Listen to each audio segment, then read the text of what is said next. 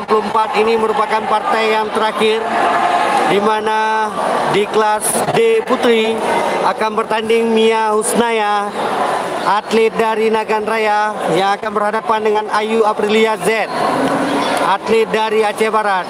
Mia Husnaya akan menempati sudut merah, sedangkan lawannya Ayu Aprilia Z akan menempati sudut biru. Betul ya, history.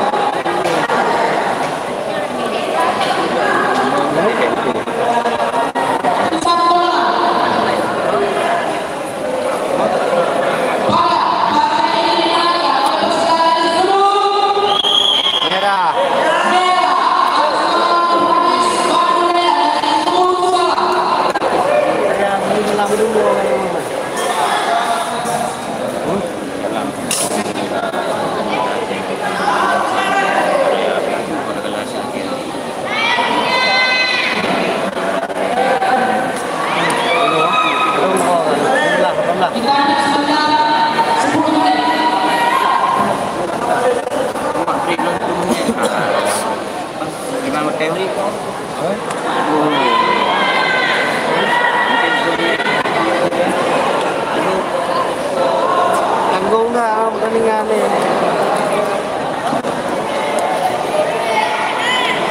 Rekong ni lah. Letak gong ni. Ada you siap-siap lah.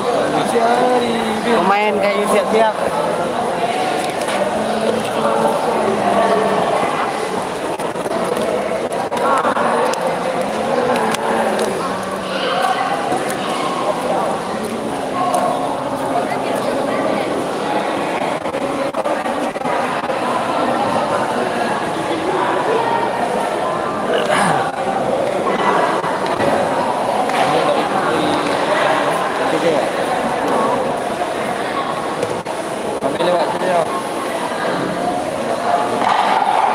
Menyenangkan salam kami.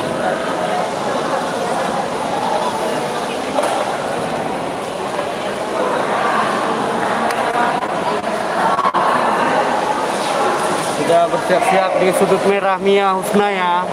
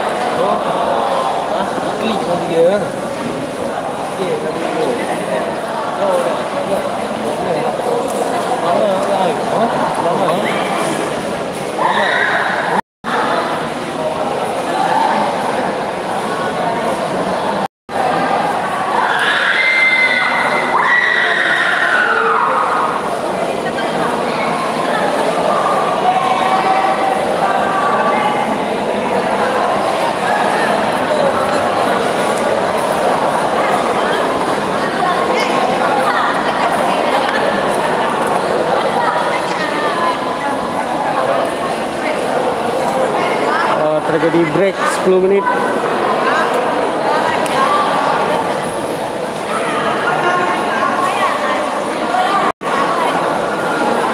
Kita akan coba liput Mia Husnaya dari Nagan Raya untuk di partai terakhir. Halo Mia, bagaimana kesiapannya? Siap. Siap ya? Siap. Ini di laga terakhir, kira-kira mampu nggak lolos nih? Bismillah mampu. Ya udah, sampaikan aja dan harapannya kepada masyarakat Nagan Raya. Untuk masyarakat Nagan Raya, mohon doanya agar Mia menang di Pura-Pura dan di Pura juga. Oke, terima kasih Mia.